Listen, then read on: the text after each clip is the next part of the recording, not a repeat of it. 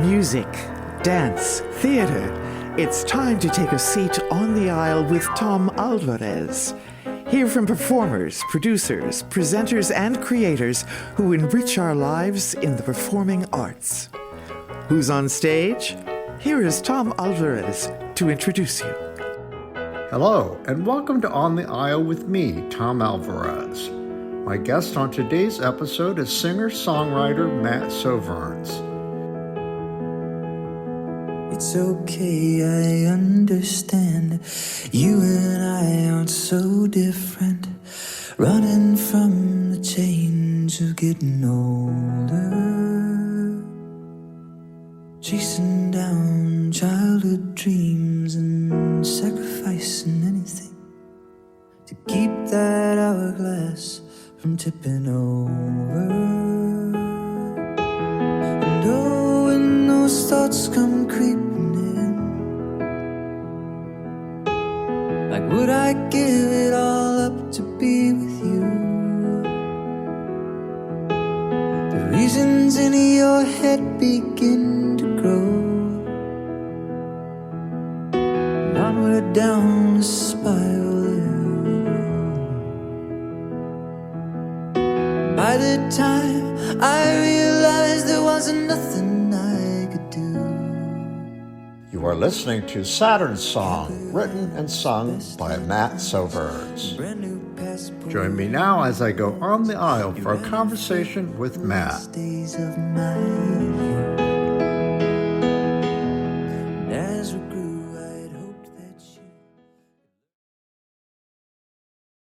Welcome, Matt. So happy to have you on my podcast today. Thank you for taking the time.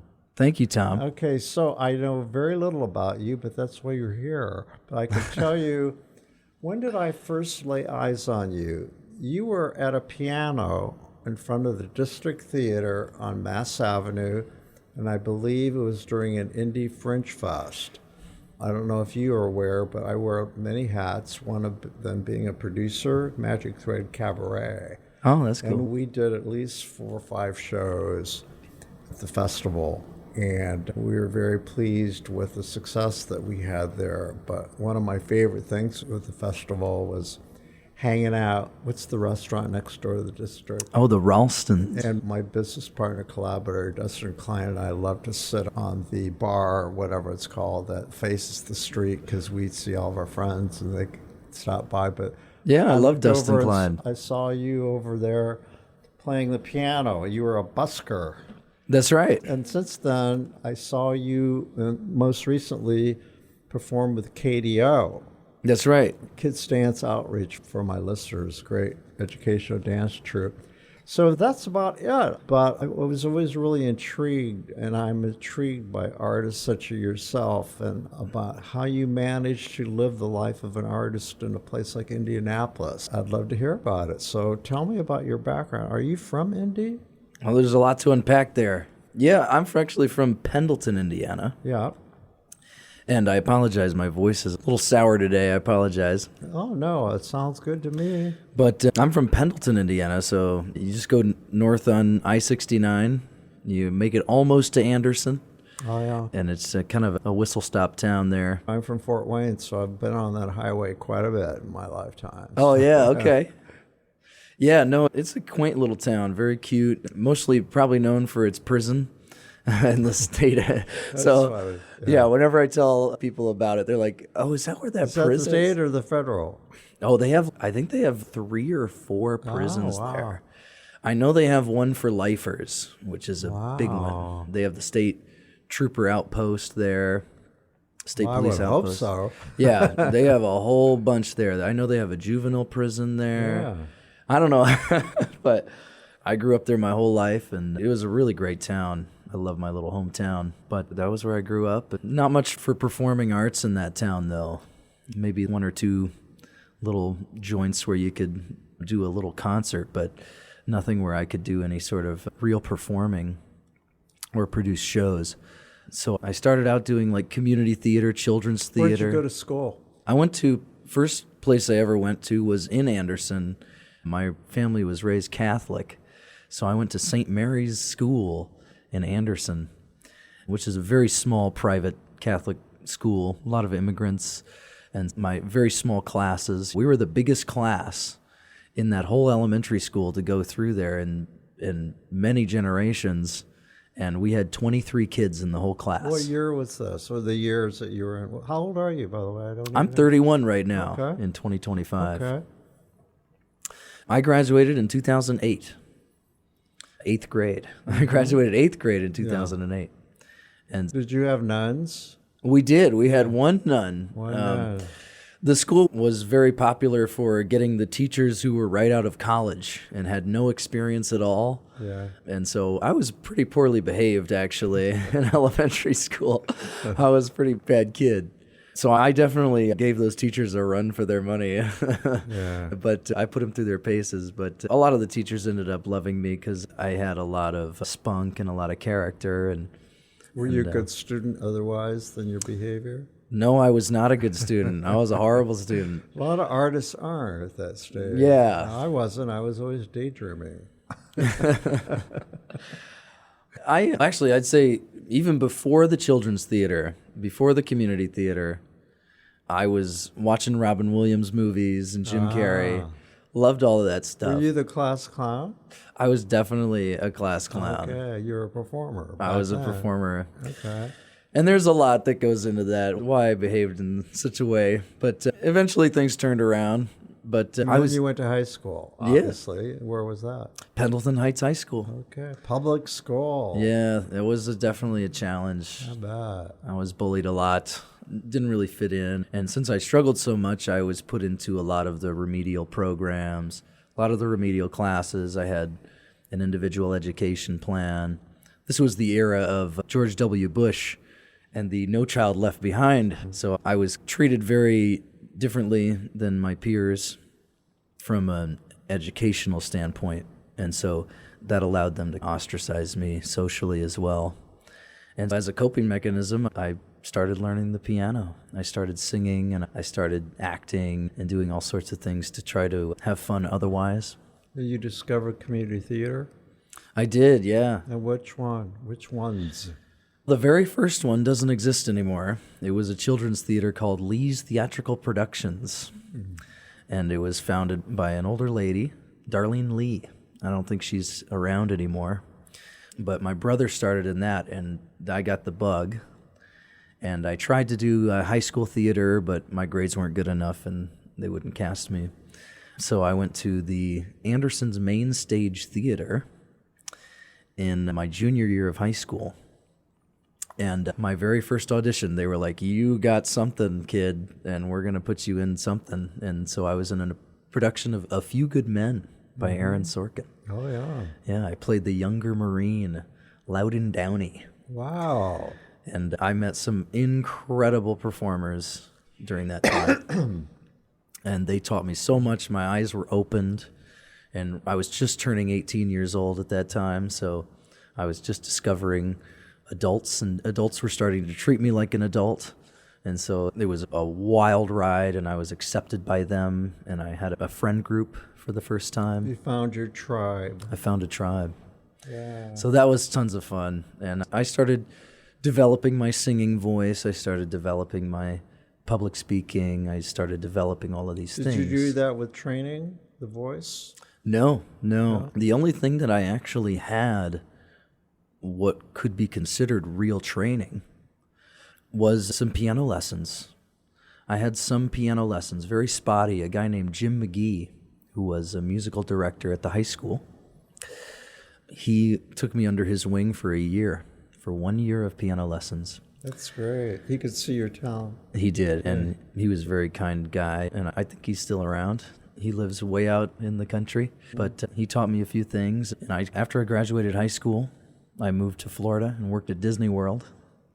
What did you do there? I was constantly auditioning to try to be friends with maybe some of the characters like Peter Pan or so forth. Did you also act and dance? So I was auditioning to be Peter Pan, but I couldn't do it because there's 300 people auditioning every time. Sure. And you either get it or you don't. Sure. And so I didn't. So you weren't a triple threat?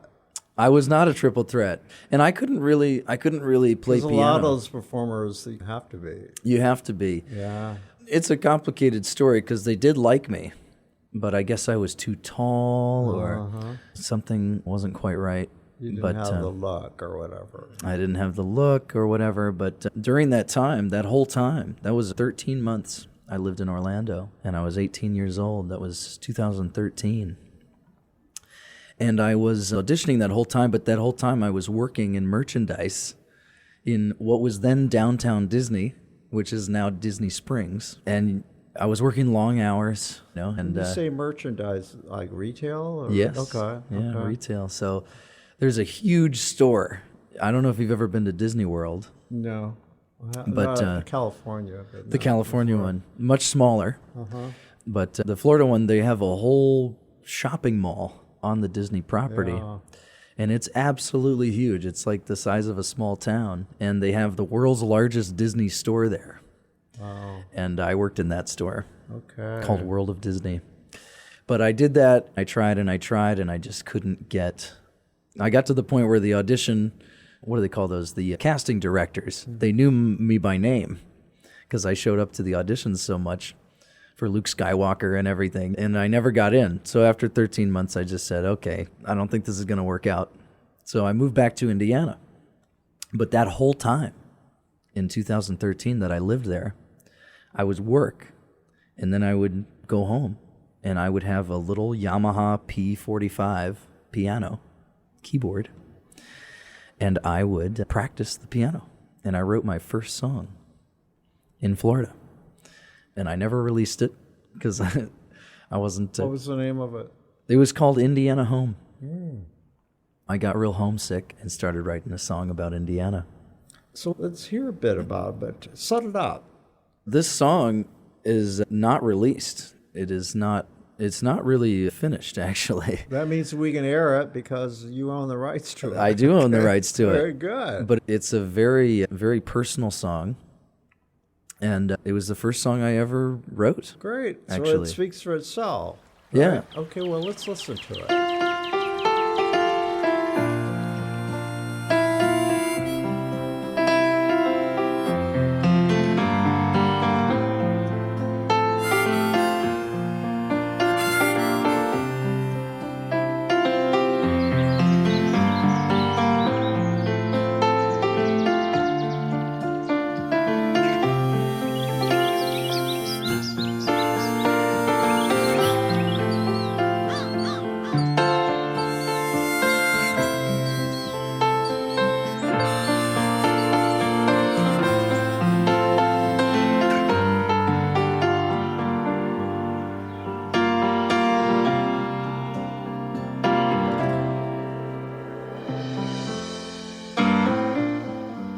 I miss my Indiana home and the places I have known, the blessed people there. You should know I care,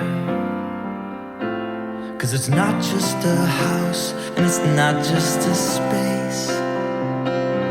I wanna see your face, sing the moonlight on the Wabash, love at first sight. Can I come back a beautiful piece in my hometown?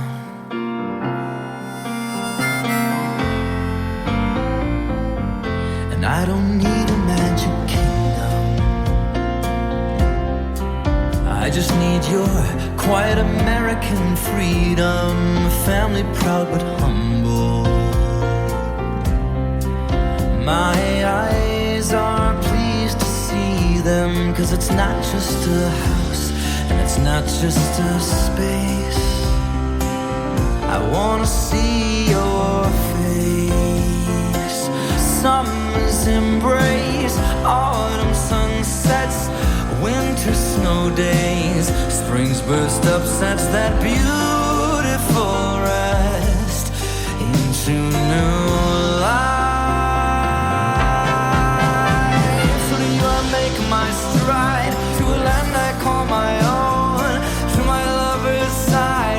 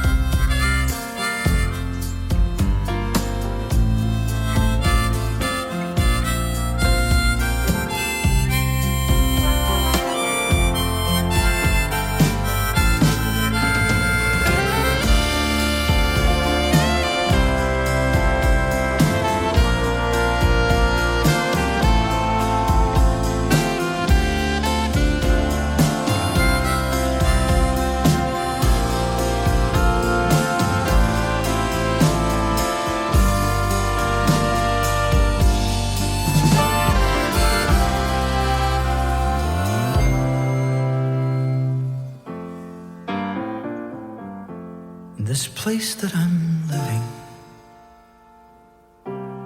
once seemed so hopeful and so giving, now just a shell of that dream. I lay and stare at the ceiling. It's just a house and it's just a space. I long for your embrace. Yes, I know how to make my dreams near, just not right now, just not right here. I need your love, my life.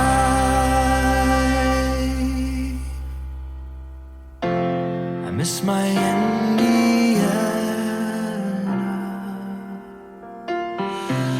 home.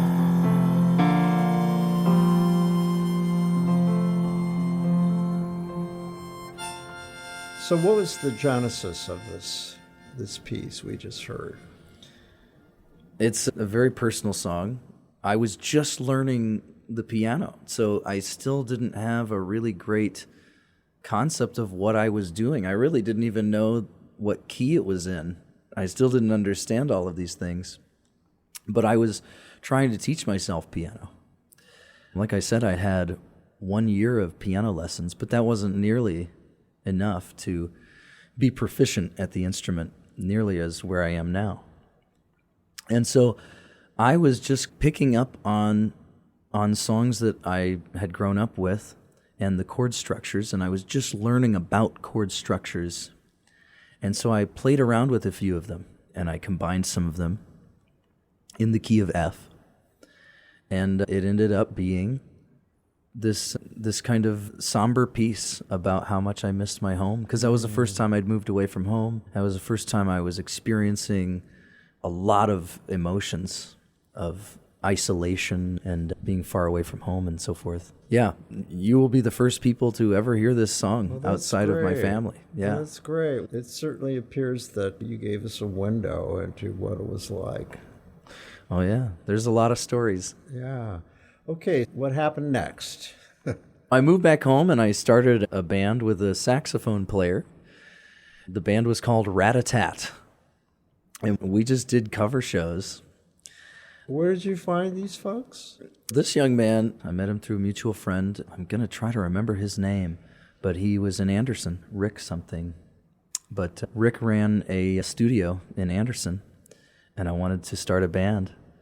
And I wanted to join a band. I was looking for other people, so I just asked him if there was anybody who was out and about looking for another band, and he said, "That's funny you ask, because a saxophone player named Michael Ballasone had just come in and asked him if the same question." And so he called me up, he got it connected, and we spent the next 2.5 months or something learning 40 songs so that we could have a 3-hour set. Wow. So I learned my first 40 songs, and this was 2014. Wow. And we played our first gig, and then we just did Mexican restaurants and all sorts of things. Yeah, we $25 in a meal, as I always say. Wow. Tell me some of the songs. Oh, that's a good one. We did What a Wonderful World. A lot of good songs that lend themselves to a saxophone player and a piano player. So we're talking about Great American Songbook. Yeah, a lot of Great American Songbook. We're not talking songbook. about rock. We're talking about... We kept it pretty varied. We learned a lot. What's that one song is? Wherever you go, whatever you do, I will be right here waiting for you. Yeah. So we learned that song too. We varied it up. We learned a lot of songs. I think we learned that Ed Sheeran song when it first came out, which was, what's that song that came out on his big record? It was his first big hit. I can't remember the name of it right now, but...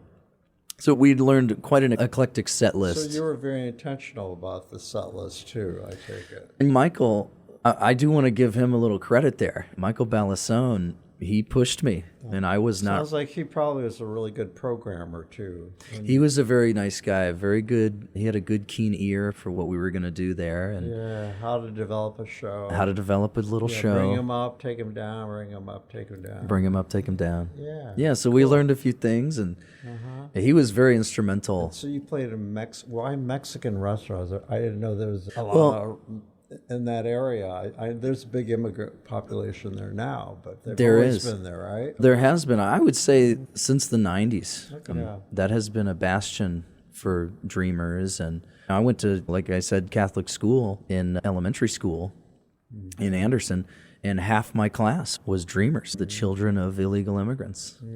And we had the best tamales after Sunday church. that. Oh, yeah, we had amazing friends. Indirectly, we have something. I'm Mexican-American, and my parents ended up in Fort Wayne in the 40s, one of the earliest families, and they left the migrant stream. They used to drive back and forth in Texas to pick crops in that's that cool. area in Indiana. So that's why I'm familiar with what you're talking about. Yeah, so and the population has only Do grown. you speak Spanish? I don't. Okay. I speak a little piecemeal here and there, Yeah. but I can speak a little bit. Do you have any songs in your repertoire that have Spanish lyrics? Or I don't. That's been a big problem, Yeah. especially when Despacito came out. People wanted to hear that a lot, and I just couldn't get it in my mouth. You'll have to learn phonetically like a Bad Bunny. I bet you could do it. I want to. I really do. I really do. Okay, so I digress. Where were we? No, it's So okay. you were talking about the set list. Yeah, I mean, so the song, Anderson, your repertoire. to answer your question about Mexican restaurants, Anderson has only grown in their Mexican population since that time. And there's a lot of Mexican restaurants. There's a great Mexican restaurant. That wasn't the only place that we played, though. We played like the Mayor's Ball Oh, sure. at the Paramount Theater and All those stuff like Mexican that. restaurants are set up for music because they all like mariachi bands. Absolutely. And the folks love them. You know, Yeah. I've been saying lately, they love our food, they love our music, they just don't like us. Yes. Well, I like Mexican Americans. I think they're fantastic people. Some of my best friends. And yeah, humble beginnings, but it's a long journey. It was a long journey, and it started in 2014. It just started there with Michael, and over the years, I started playing for a wedding venue around that same time in Noblesville. It was called the You're a Milltop. wedding singer. I'm a wedding singer, that's right. I'm a bona fide wedding singer. And in 2017, I became a piano man, a piano bar guy. I went to the Brick House in Broad Ripple, the Brick House Dueling Piano Bar in Broad Ripple, right across from Kilroy's and Brothers. These people gave you song requests. Yeah? Yes. So Well- you developed a big enough repertoire you could like tell me what you want to hear and you could play it. Yeah. Wow. And it took a long time. Like I said, I learned those first 40 songs, and then I started working in weddings. I worked for the venue. So the venue would sell the wedding, and then they would plan the wedding. And in the process of planning the wedding, they would ask if they wanted a piano player for the wedding. And if they said yes, then they would say, okay, do you have a special song that you want to walk down the aisle to? So I learned a lot of Wedding songs. Oh, okay. I learned like Christina Perri, 1,000 Miles. I love it. You know what I mean? I learned Pachelbel Canon in D, all of this stuff, the Bridal March. And so I learned all of these Michael Bublé songs. And then eventually I moved over to the bar. I started working at that bar in 2017, which is where I learned Elton John and a bunch of Billy Joel, a bunch of 80s rock, a bunch of 90s rap. What was your process like? Did you just listen to the music over and over again? So yeah, Repetition. and to this day, I still cannot read sheet music. Interesting. To this day, yes. As far as we have come, I'm still doing the Beatles style. I'm still doing it the Paul McCartney way. That is a huge talent, though, to be able to do that. It was quite a joy to do it because it actually allows me to have a much more intimate relationship with all of the music that I play. Tell me this, did you ever think about training professionally to read music or education? Yeah. Oh, yeah. I've thought about it a million times. Every time an opportunity comes across I'm my... going to take a break and I'm going to go to Butler and learn like serious music and learn, Yeah. get a degree. Blah, Well, every blah. time someone calls me and says, we need something very official for something, Yeah. I always hit myself over the head for Yeah. not learning.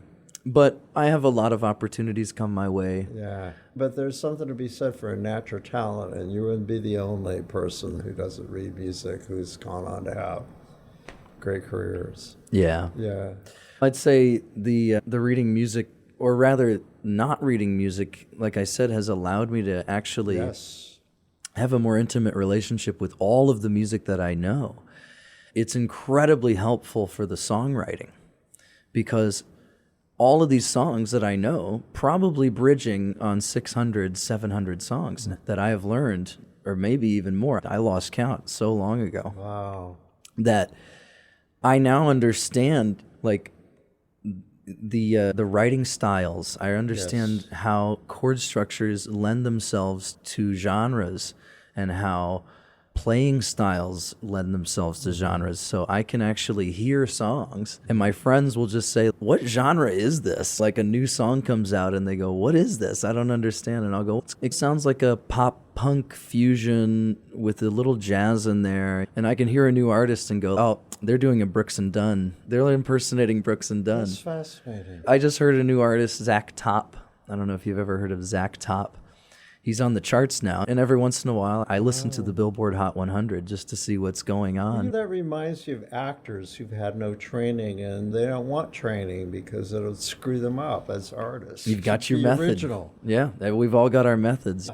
Like I'll listen to some new artists like Zach Top, and I'll go, okay, I hear Alan Jackson, I hear Brooks and Dunn, and I hear a little bit of these artists because I have an intimate relationship with their sounds. Tell me about your songwriting process, your creative process.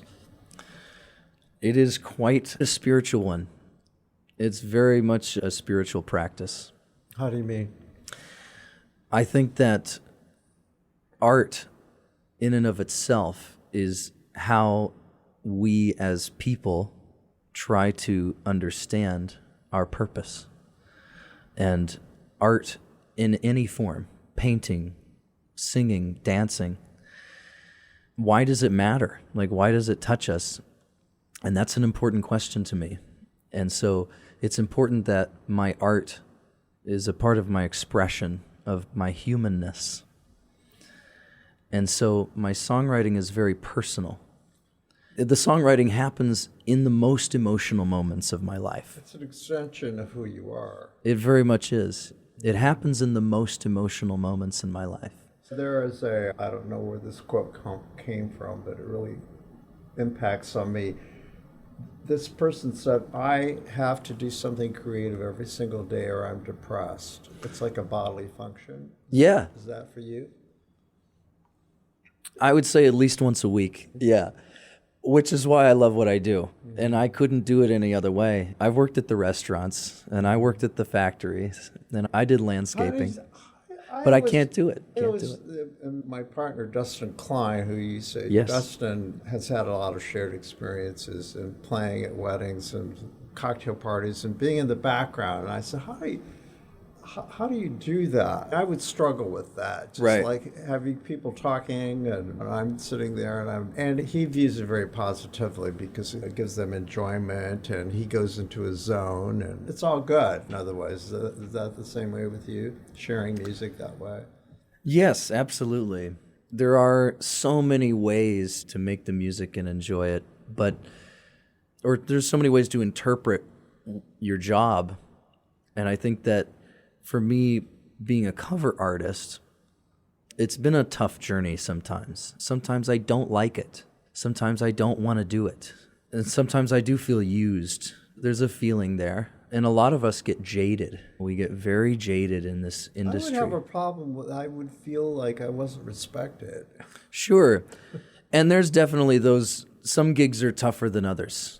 Some gigs are a lot like drunks. Absolutely. Harass you. And Absolutely. all that kind of stuff. Yeah. And sometimes you just don't feel valued because you're not getting paid very much. Or maybe I'm getting paid more than enough, but the drunk people are just being belligerent and they're being rude. And the bosses who treat you like a robot. Or Yes. Sort of thing. But on the other side of that coin, there is the joy that I get from brightening the dark world of electric bills and taxes.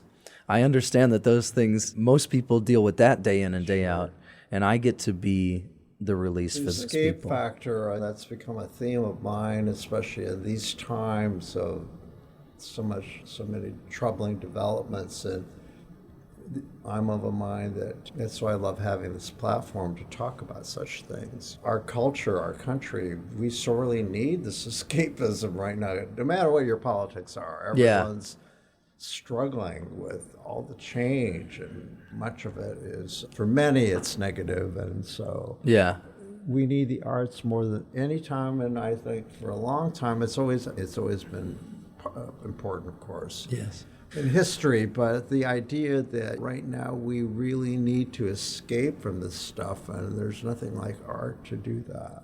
I agree. I've always said that there are two primary purposes for art. The two primary purposes are escapism and discussion. So like when you see thousands and thousands of people flocking to a football game, right? They're not doing it to have a political or some sort of social discussion. They're doing it to escape from their job as an accountant or whatever. These things, sports and arts, by the way, they have that in common. They do, they do. It's the only place you can go where you don't have to identify your politics. Yeah, but then if you see Yoko Ono, if you see some John Lennon song, "Happiness is a Warm Gun," that's not to escape. No. It's not there. It's to have a discussion about someone's feelings or something. And so I feel like art does those two primary things. And once I understood that, it becomes a lot clearer Your what the comment about purpose is. spirituality, that's what art does for me, and that's why my own experience covering the arts is when I'm in a theater or a concert hall, that's my church. Totally. And that is where I feel serenity, it's where I feel my joy, and having artists express their emotions, to me, that connection, it's magical, it's mystical. Yes, the theater I first is a discovered beautiful it at place. a Catholic church, by the way. I tell people all the time. That's why I was drawn, I'm Catholic, I was drawn to the old liturgy growing up in the 50s and 60s for me. The flowers, the music, the incense, the drama, the vestments, the candles. Come on. Absolutely. Huge organ. Absolutely. Gothic church. Yes. It was theater. There's a theatrical aspect to that. Yeah, and that was the purpose of all of that, to help you get closer to God. Yes. By virtue of all of these superficial kind of things. But once you were there, you were transported to another place, a supernatural place. Absolutely. But for me, that sort of established for me the power of art, and they knew it too. Oh yeah. It's as essential. Whoever invented, like what's going on with the recent election of the Pope. That's right. People love that grandeur. Absolutely. And music is such a part of it, is what I'm getting at. Oh yeah. Has always been. The first thing I sung was Gregorian chant. Oh really? Oh, boy. That's awesome. I was a cross bearer. I was an altar boy. Oh, were you? Me too. Yeah. Totally. Yeah. So you had to help the priest with the holy water. That's and right. Incense and all that. Washing his hands right Yeah. there. This is like being on stage, right? Absolutely. Absolutely. You could justifiably say that was my first performance, but if you wanted to go so far. You know, now I'm a gay man. It was my first experience being able to wear a dress, okay? Yeah. And to twirl in one of those cat and casa, whatever they call it. Anyway. I don't know. I don't remember what those called either. I can't remember. The long things. Yeah. Vestments. Bishops. Oh, chasuble. Was it? Chasuble. And a Chasuble. surplus. Yes. A chasuble and a surplus. Yes. Yeah. Anyway. Yeah, I'm afraid I think that still exists, but back then I think that's why a lot of people really miss all the liturgy and all. But anyway, that was my first exposure to art. Yeah. Because I spent so much time as you were a Catholic boy growing up. A lot of rosaries, a lot of stations A lot of of the cross. kneeling. Yeah. A lot of kneeling. I hated the kneeling part. Did not like the kneeling either. But of course, you didn't have the nuns, the strict nuns either. All We had those only one, stories yeah. That you hear them from Catholics from a whole 3 or 4 generations, but it's like, why were they like that? And a nun that I met one time told me, she says, you got to remember, Tom, they took the 3 vows of chastity, poverty, and obedience. Yes. And whether you wanted to be a teacher or not, when you showed up in the convent and they were educating you, they said, you're going to be a nun. And then, well, okay. Yeah. but you weren't necessarily cut out for it. Right. You didn't like children. Absolutely. So that's why you had no problem with hitting them on the fingers with. Yeah. The whole time you're chased as well, which sucks. I'm sure some of my listeners are going to be horrified, but oh well. That's all good, everybody. I learned a lot, actually. I learned it all contributed to who I am right now. All the positive stuff. Yeah, don't you think, in a way? Oh, absolutely. Yeah, disciplined as an artist. I got that from those nuns. Yeah. I think you have to take what you have and do what you can. You have to make lemonade out of lemons. Really, and then the reading, writing, and arithmetic that helped me as an artist, too. Yeah. It probably helped you as a songwriter that you had a really good command of English language. Yeah. And you know what's funny is you say about the arithmetic and helping you with the music. I failed almost every math class I ever took, except for one. Which one was that? Geometry. Really? Yeah, because I'm such a shapes Interesting. guy. I'm a very shape-oriented person. I was terrible at math too, but I learned enough that it really helped me in business, to manage my business. Yeah. And as an artist too. Absolutely. Take care of myself. But with the geometry, subdividing in a song is so important. Mm-hmm. Phrasing is almost everything when it comes to organizing a tune and making a song that people can listen to and enjoy. You good at history, by the way? I love history. Well, see, that helped you as a songwriter, didn't Absolutely. you? You have all these historical references you can draw from. And being a piano man, being a piano player in the bars, a piano bar guy, I got a master's degree in music history. Yeah. You just get a master's degree because people coming up and wanting to hear Little Richard, and then they want you to play Mozart, and then they want you to play Chapel Roan. So I have a very astute knowledge. I really get that because of covering the arts my whole entire career, 50 years, I have all this knowledge. I'm really a nerd. I love talking to people about who is this composer, why did they write it? Yeah. What was the period? What was going on? What was going on? Yeah. That's a.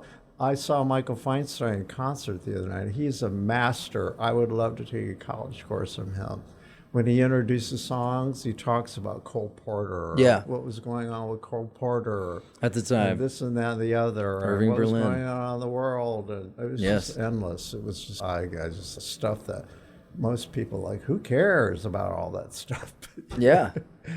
But you can learn a lot from history, obviously. But you developed a reputation for that early. So you've used all of your background to be the artist that you are. And I don't think people often know that your art comes from what your influences are. Did you have anybody, you mentioned the teacher you had in college, but did you have grade school teachers or anybody who mentored you or that really influenced you? Or was it your parents or who was it? There's a lot of people. You said you were a bad boy, but yeah. Was there anybody like who sat you down and... Oh, I would say I did a very School of Hard Knocks path. I think if you were to try to encapsulate it in one sentence, School of Hard Knocks. In that way, there's a lot of mentorship that comes and goes. Yeah. So I take a little bit from a lot of different people. I could go down a litany, to use a Catholic word. I could give you a litany of people who mentored me in small ways and big ways. I could just go down the list. Jay Jones was one of the biggest influences early on. He was another piano man. He was one of the people who was there the night that I went into the brick house and told them that I could play piano and sing, and I want to go up and sing a song. And he said, okay. He hemmed and hawed, and he said, all right, I'll let you play a song. So I went up and played Drops of Jupiter by Train. And then they said, okay, this kid's not bad. Come up and do another one. And I did Rocket Man by Elton John. And he gave me my job. And to this day, he is a supporter, and he's an incredible person. That's a wonderful story. He's just, there's so many people. You cross paths with, right? All the people I cross paths with. Yeah. There's so many amazing people. Tell me about your parents. My parents are incredible. They've been my number one fans since the very beginning. Where do they live? Pendleton. Okay. They still live in my childhood home, yeah. Okay. I'm the fourth of four boys. And they had me in 1993, and they did not expect that I would be a challenge. They thought that, okay, we've already got 3 down. It's not going to be a big surprise. And I'm taking this right from my mother's mouth. As she said, you were completely different. You were a whole new challenge. Were you the baby? I was the baby. Oh, no wonder. I was the 4th of 4. I had all these unique challenges, and they admitted that they were worried. What's going to happen? Is our boy going to be okay? Because I struggled so much in school, and I struggled socially as well. But when they saw me do the 7th grade talent show, and I did impersonations of my teachers, and they saw how the crowd went absolutely nuts, and they laughed, and I was having a good time, they thought, everything's going to be okay. That's great. They thought everything's going to be okay. So from that moment on, they just became total supporters. And they're engineers. My whole family's engineers. Really? Yeah, they worked for General Motors, and they worked for a bunch of different, You were the anomaly. I was the total black sheep. But they supported me. They said, I don't understand anything about the entertainment industry, but that was incredible. And everything's going to be okay. And from that moment, she said, we know what you were born to do. You were born to be a performer. And here you go. And they just supported me. They drove me to every rehearsal. And they drove me to everything until I got my license. And then they've supported me financially as well. And So those you're were very close to my That's family. wonderful. Yeah. That's wonderful. They're my number one. My Yeah. family's always been there for me. They'll love this show, then. No, Mom listens to everything. She'll be listening. Oh, yes. I had a very supportive parent, and so I owe her everything. I thought a lot about her. I no longer have her, so I'm glad that you still have yours. I'm grateful and how for about every your day. brothers? Do you have a good relationship with them? I do. They're incredible. My 4 older brothers, or my 3 older brothers, rather, they all went on to do engineering, but they all influenced my life in a big way.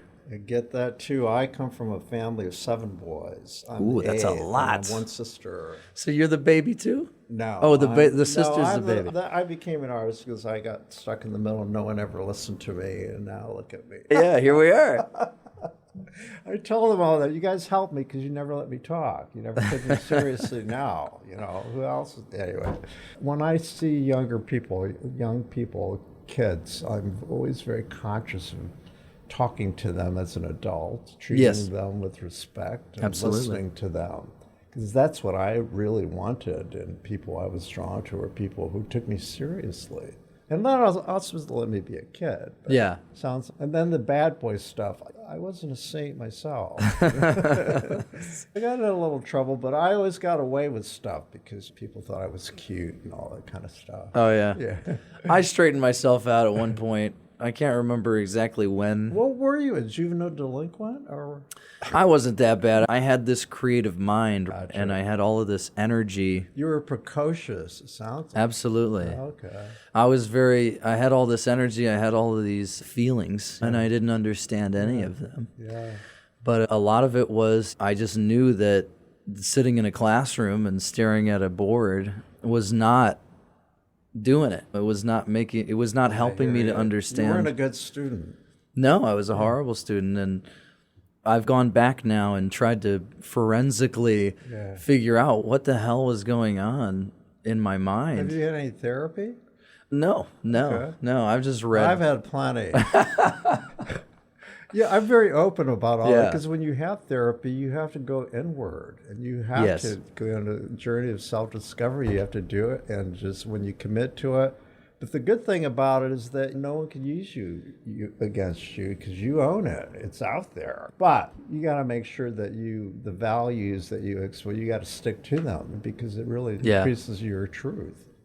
And I'll say, And if you put in your art, that's the reason why it's benefited me, I believe.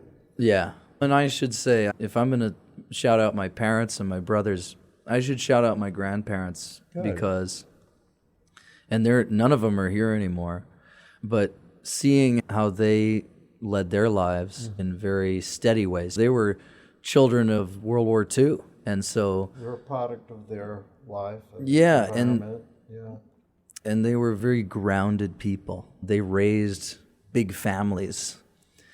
And seeing how my grandfather was a Mason, a Freemason, on my dad's side.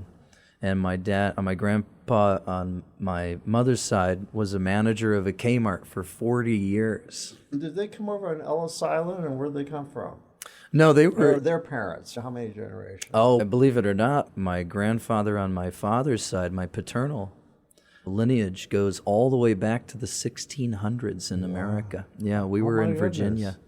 Wow. We were in Virginia long before America was established. Any revolutionary? Oh, for sure. soldier? Yeah, Really? certainly. Almost Isn't certainly. there like this special, like, Daughters of the Revolution? Absolutely. Yeah, for men? Is there? The Freemasons Okay, you were go. very integral in the American So Revolution. you come from good stock. Oh, absolutely. American. Yeah, very American. American. Super duper American. That's cool. Yeah. That's really great. Let's take a break and listen to Matt's composition of Tell Me Why.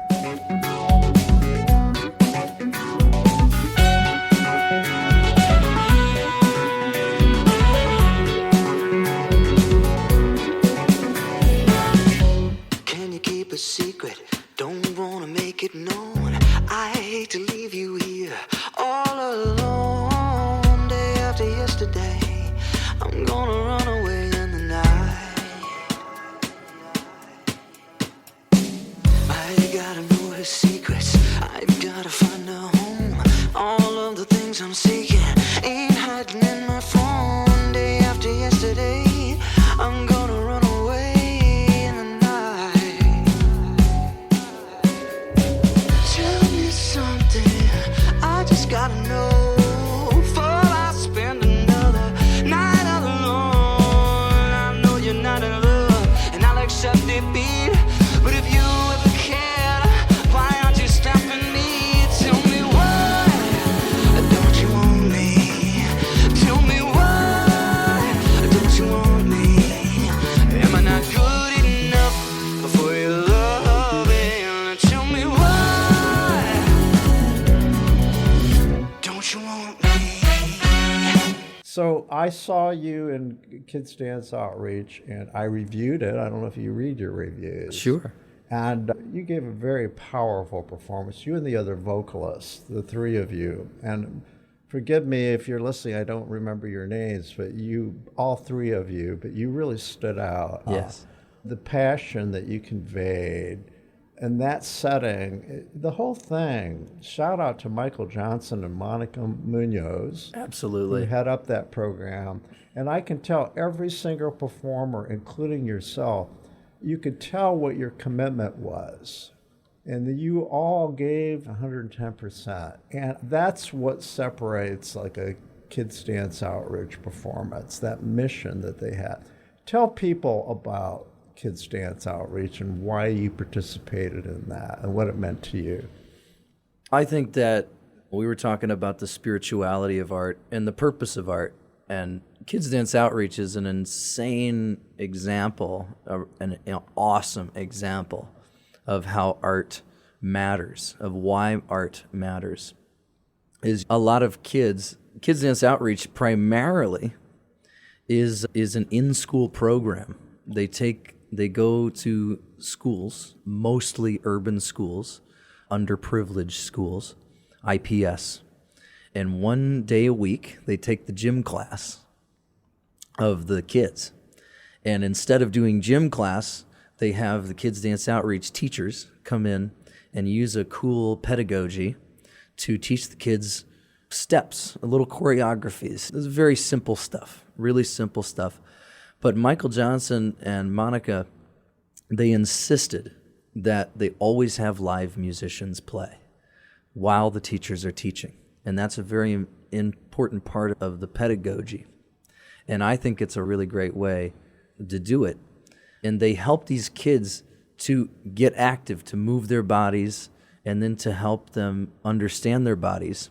And as someone who suffered in the school system, who did not like sitting still, and would love to do anything but sit down and stare at a board when I'm 12 years old or 9 years old, it gave me great joy to see the children to open up and to move their bodies and to feel to explore their physicality, and then also to explore music. They're hearing a live piano player and a drummer, and it's very exhilarating. It gets you going.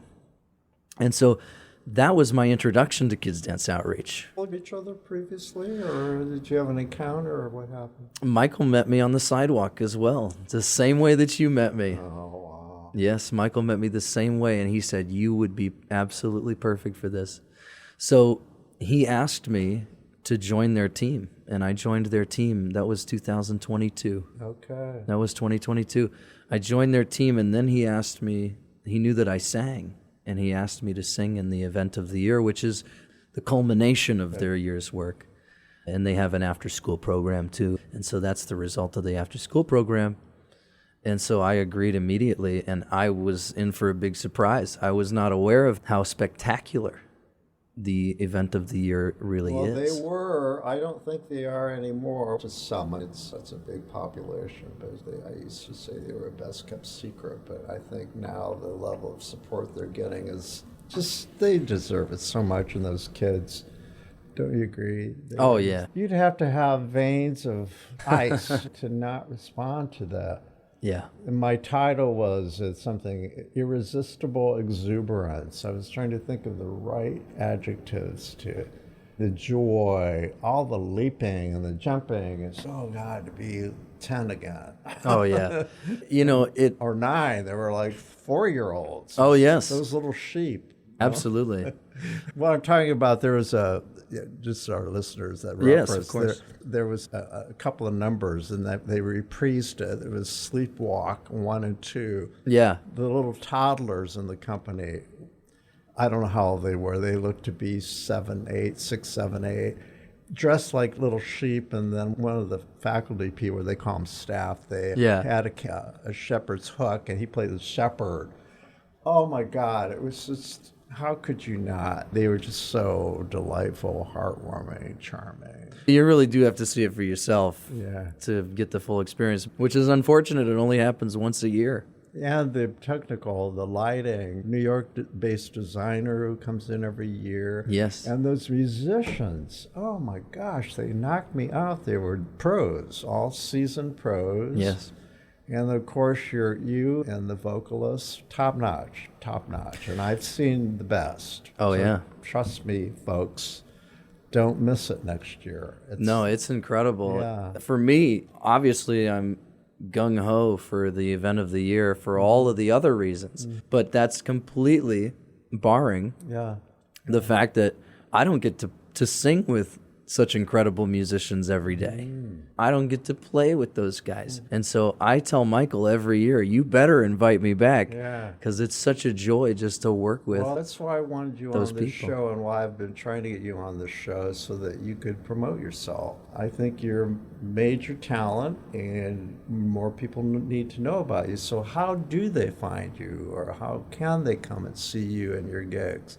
What are your gigs? What are you doing? Absolutely. First and foremost, I want you to just go to my YouTube channel and type in Matt Soverns. Proof is in the pudding, folks. Yeah, so that's the easiest way to do it. Just subscribe to the YouTube channel. Check out the videos that I've already have on there. I have a lot of stuff for people to watch. I'm on Spotify and Apple Music since I'm primarily a singer-songwriter. I've spent thousands and thousands of dollars and hours recording this music and trying to make it up to snuff for people to enjoy and to put on their playlists. So it's not only covers, it's your original stuff. It's all original, actually. All original music on the platforms. I'm a cover musician by trade, but the ultimate goal is to basically go the Billy Joel way and write my own stuff and have a following. The second thing I want everybody to do is to come and see my shows. And my next big one is at the Feinsteins at Hotel Carmichael on June 27th. Good for you. Yes. That's great. Is that your premiere there? Is that the first time you'll have appeared there at Feinstein's? No, I actually have a wonderful relationship with the Feinsteins through a good friend of mine and a colleague, Brittany Brumfield. Okay. Yeah. I haven't been there for a while, so I'll have to come and see you. That's Please do. great. I'll have you. Oh, I would yeah, love for to have those who you. aren't familiar, Michael Feinstein, the Great American Songbook ambassador, entertainer, Grammy-nominated, It's named after him, and of course he's the artistic director of the Palladium right across the way. So it's no small thing for you to be a headliner there. That's great. Yeah, the Feinstein's room is unbelievable. It's actually probably the most perfect performance space for me. It's a small room. There's only about 130 seats. And so it's very intimate. Give us a preview of the repertoire of the set list. So I released a record last year. We're actually coming up on the 1-year anniversary of my first full album. What was it called? It was called Phoning It In. Is it available on all the, wherever you get your music? Absolutely, yes. iTunes, Amazon. iTunes, Amazon, Apple Music, Tidal, everything. That's so cool. Spotify. Okay. So you can hear it on there. So I would highly suggest you listen to that prior to attending. Listen to the record. And so what I do is the record itself is a concept, like a Pink Floyd thing, where I have sound effects and I have a whole thing, and you really want to listen to it from beginning to end, all the way through. There's a concept to it. It's about phones. So it's a double entendre. Phoning it in is... I love that. Yeah, it's about being fake or false, but then also it's about telephones. So the whole thing is around telephones. There's telephones on the album cover. There's telephones all throughout the record. You hear voicemails. Have you ever talked to your grandparents? And how old are your grandparents? My grandparents are no longer with us. Oh, okay. I'm sorry. No, that's okay. Speaking of the record, or my grandparents, one of the songs on the record was a poem that I had written. It's called With the Breeze, and it's very near the end of the record. And the song was written as a poem when my grandma passed away. And How old was she when she passed? oh my, she had severe dementia by the time she passed. She passed in 2019. We have another thing in common. My mother had dementia, so. Yeah, and she had to be probably 80, 81. The reason I asked about your grandparents is because I've lived through this continuum of technology. Grew up with the phone on the wall, or a rotary phone, Yes. and the phone on the wall.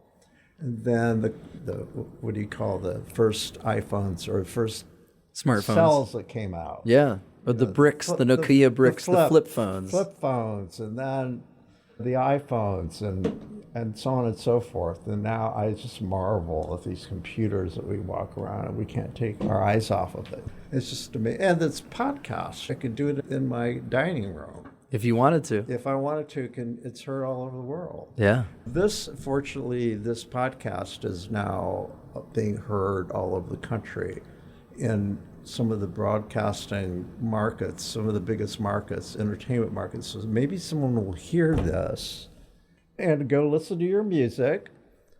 I encourage anybody who's listening to this, go experience this young man's music, and I guarantee you will be so impressed that you will join his fan base. Are you conscious about your brand? Are you working very hard to develop this fan base, and what do you want to do with it? We just hired a publicist for the very first time. Cool. It's a great publicist. I'm very excited about working with this guy. So he's going to hopefully... We'll make sure he puts a show on your social media calendar. Absolutely. No, we will definitely blow this up. No, he's out of Bloomington. So he's an Indiana-based publicist. So we're really focusing on... It's very important that you have someone representing you that way. Absolutely. He's a pro. Yeah. We're really focusing on getting the word out. The way I want to do it right now is I would love to perform throughout the Midwest, from St. Louis all the way to Pittsburgh. I want to get enough people in every one of those cities to hear the music and to understand the story. One of my things is, being a producer myself, I understand why it's important to promote young talent. And I have played a part in discovering a lot of new talent, and that gives me great satisfaction. Someone did it for me. It's important. It's important that you pass it on. I love that. Yeah, yeah. And I'm doing that right now. You seem like the type that would have that kind of heart. Oh, absolutely. You met me at the District Theater on the sidewalk, and that relationship has been going for many years now. And what's, unfortunately, sometimes I can't be there when they want me to be there. So I just got my first protege. And so I have a young man who's very excited. He's very good at what he does. Excellent. And so he might be out there. That'll give you a lot of satisfaction to see your mentees make it. Yeah. Forge their path and know that you helped them. It's part of what I think makes it all worthwhile. Yeah, and to passing keep it the music forward. Going. Passing it forward is a big deal. And so where do you want to get to eventually with your career? That's a really great question. I have wanted many times to be as big as Billy Joel, but I think that's a big ask from the universe. And not that I wouldn't ask that from the universe, but I think that if I could get as far as a one-hit wonder, I would be happy with that. So do you believe in manifestation? Do you manifest? I do. I try very hard to do that. I'm big into Hinduism. Can you envision it, see it? Do you operate that way? Can you see it physically in your head like a film and then make it happen? Have you ever done that? I would say so. Yeah, for sure. I don't know if I go about it quite the traditional route of closing your eyes or doing a mudra or something like that. But I think about it in a lot of unique ways. And I have a lot of crazy ideas. And so I'm a very visual guy. And I'm an ideas guy, just like my father, who is an engineer. He's an inventor, too. Have you done any music videos? I've done lots of them, Really? yes. Okay. Yeah. That tells me that you are a visual person. I am very visual, yeah. So do you have anyone special in your life? I have to ask that. People want to know. I do have somebody special, absolutely. Are you married? Do you have a family? I'm not married. I do not have a family. Okay. But I have a young lady that I'm seeing right now. And what is her name? Does she have a name? I'm sure she'll be okay with me saying that it's Abigail Martin. Okay. She's a former ballerina with the Indianapolis Ballet. Really? Yes. Oh, wow. I just saw them in their production of Swan Lake. I saw Swan Lake as well. And I've interviewed Victoria Lyris, and I cover ballet. I cover all the arts, performing arts, so yes. Absolutely. That's extraordinary. Yeah, a little Indianapolis celebrity relationship, her and I. Our little tiny little So you feed on each communities. other's creativity, I bet. She's incredible, absolutely. And she's been very, very excited about being with me for those reasons, because we're both artists and we see the world in a similar way. Don Steffi was a guest on this podcast recently, and I didn't realize that he had been a dancer himself, Yep. big time. And Love Don. Don and I have a great relationship. I was managing director of a ballet theater once here in town. Oh, really? Ballet International. I like to say for a second or two, but I was an interim. So I got to sit backstage for a whole month-long series of, what's the Christmas? Nutcracker? Nutcracker. I Oh, saw yeah. 30 Nutcracker performances, and from that time on, ballet is so important in my life. Yeah. That's awesome. As not only a reviewer, but just as a fan. That's really wonderful to know. That. You saw 30 Nutcrackers? Yeah, because it was part of my job as the managing director of this ballet company to be present. And so I would always watch from the wings. And You could probably go up there and do some of the choreography and I've yourself. seen so many productions of it since, but that experience was rarefied. And many of them were from Russia. Oh, Yeah, wow. and they had come here to escape communism. And Sure.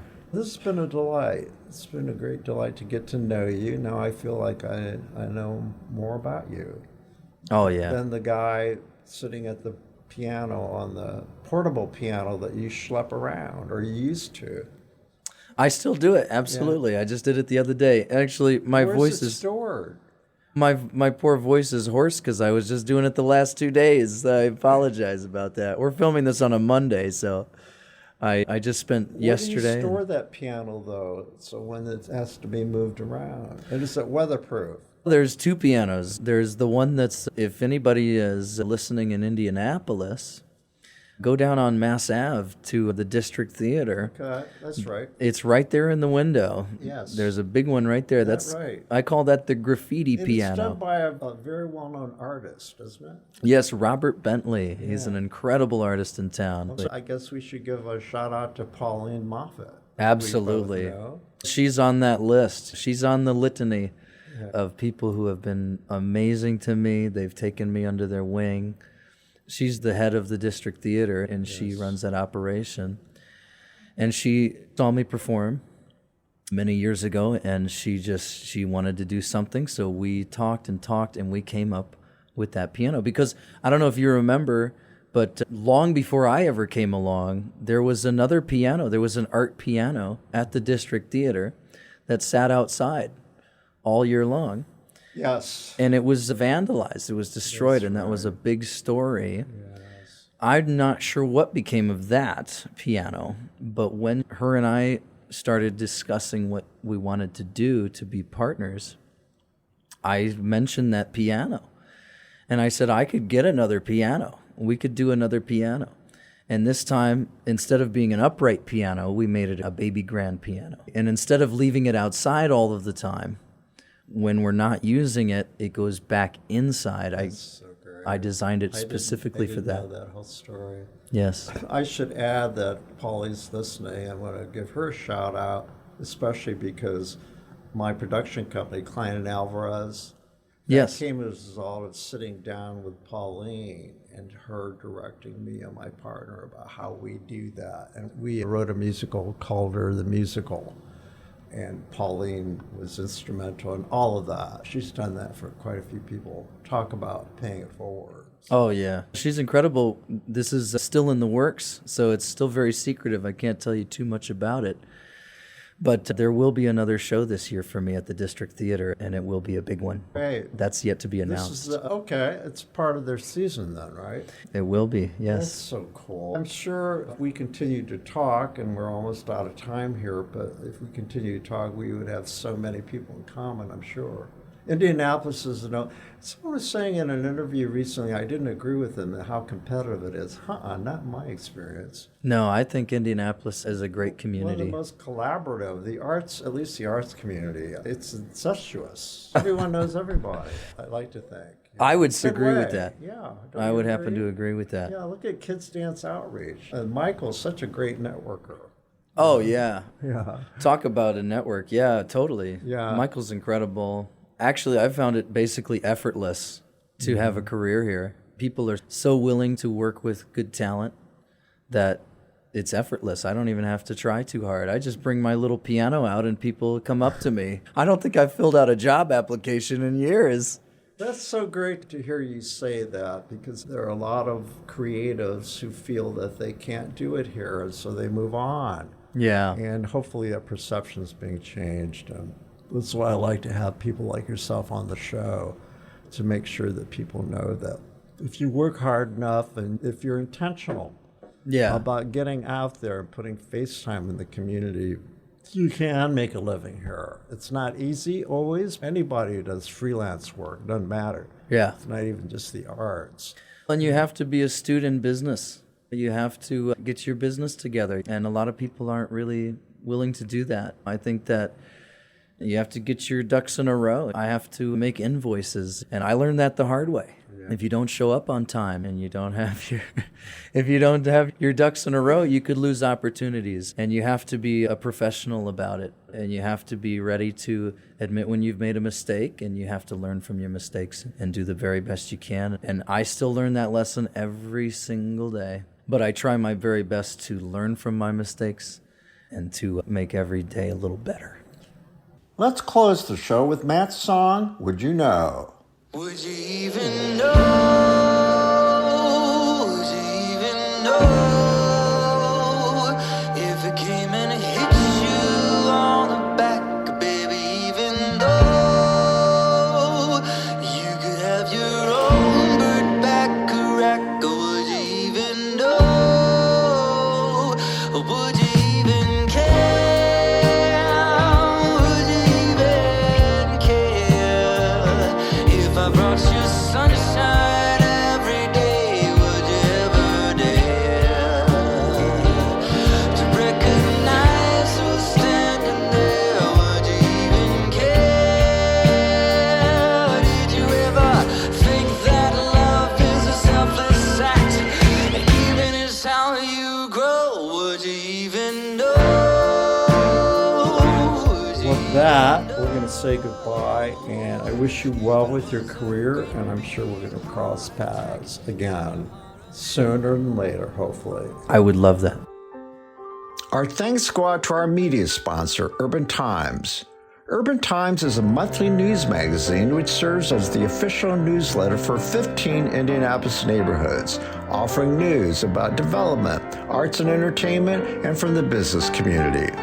Thank you for joining me on the aisle. Please subscribe to my podcast, and if you want to hear previous episodes, find them on the All Indiana Podcast Network, or listen to them wherever you get your podcasts. This is Tom Alvarez. Who will take center stage on the podcast next? Your seat on the aisle with Tom Alvarez awaits. Follow Tom on Facebook, Instagram, Twitter, and TikTok, and make sure to visit tomalvarez.studio. Watch Tom every other Thursday on Lifestyle Live on Wish TV, and make sure to listen every week here on the All Indiana Podcast Network.